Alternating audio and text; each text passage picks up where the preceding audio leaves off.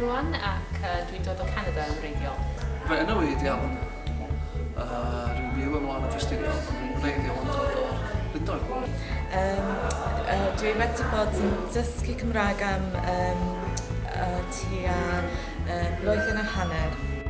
Iawn, Nia Llywelyn ydw i. Dwi'n gweithio i cwmni Say Something in Welsh. Yn waith i yw cefnogi pobl sy'n dysgu Cymraeg ar-lein. Mae'r pobl yn dysgu, wrth gwrs. Ond mae'n bwysig iawn bod pobl yn dod i nabod y gymuned maen nhw'n perthyn iddi.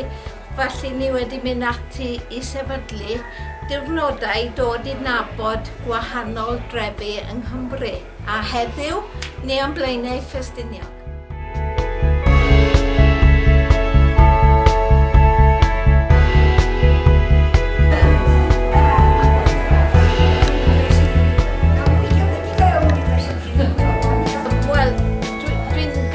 Diwrnod yn agored i pwy sydd eisiau troi lan. Gobeith yw cael pobl lleol yn dod wrth gwrs, o tua 16 mae heddiw. Felly, rhai o'n nhw wedi teithio yn Loegr a De Cymru eisiau cyfle i siarad Cymraeg a bod mewn cymdeithas lle mae bobl yn siarad Cymraeg. Dwi'n mwynhau dysgu ieithoedd yn gyffredinol.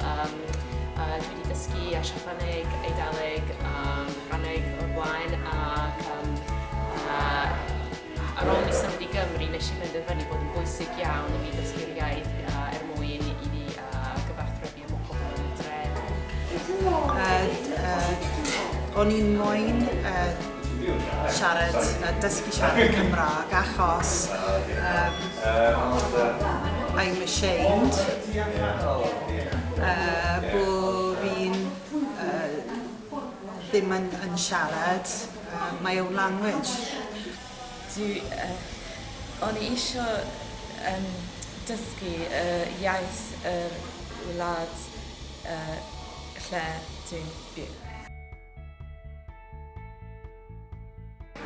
Dwi'n eitha swil a dwi ddim yn siarad gyda pobl yn Saesneg. Because I was brought up speaking Welsh in school and dwi'n wedi bod yn dysgu a very formal way.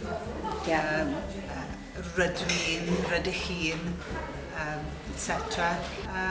Ond nawr, dysgu Cymraeg gyda Say Something in Welsh ydy more informal. So it can be quite confusing. So I have to relearn.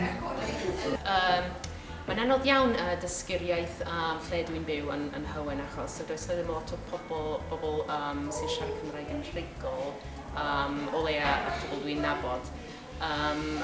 Ond un peth arall ydy'r ffaith bod pawb yn gallu siarad Saesneg.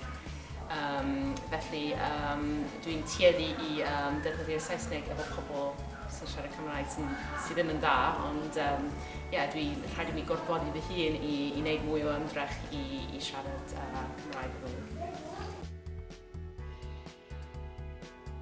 Weles i Say Something in Welsh.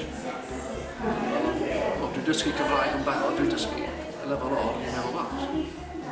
Gafal yn o'r cyn ymlaen. Defnyddio Say Something in Welsh, rand ar arwesu, gweithio ar arwesu, yn cael ymlaen. Dwi'n gwir, ydy y motor efo'r brics. Dwi'n dod o brics yn y dosbarth, patrymau, pynciau, ond ar ôl y dosbarth, ar ôl y gwesu, mynd allan i fod i defnyddio y patrymau i gyd. Defnyddio Say Something in Welsh yn y tŷ, bob dydd, bob amser. Dwi'n sôn. A hefyd mynd i'r llyfrgell, so oedd yn peth bwysig wedi darllen o'r Gymraeg. O'n i'n medru darllen y Gymraeg, well efo Gymraeg bob dydd. Mynd i'r llyfrgell, mynd i'r siop hen-bost.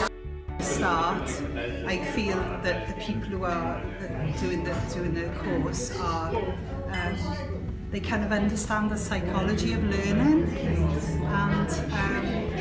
and it's building it all up gradually, the questions, and I get more and more confident with that. This is dyna'r cyntaf, amser cyntaf, cwrdd bobl, siarad Cymraeg. Siarad mwy yn araf, a llawer o patience gyda fi. Mae'n hawdd i... Dwi'n yn dall. Mae'n hawdd i wneud o. Bi amneddgar gyda fi, achos dwi'n trio. Y peth gyntaf ydy paid o bod yn ofyn. Mae'n bwysig jyst yn trio siarad. Does dim os wyt ti'n gwneud camgymeriadau, mae pawb yn gwneud nhw, felly jyst triwch a daliwch ymlaen.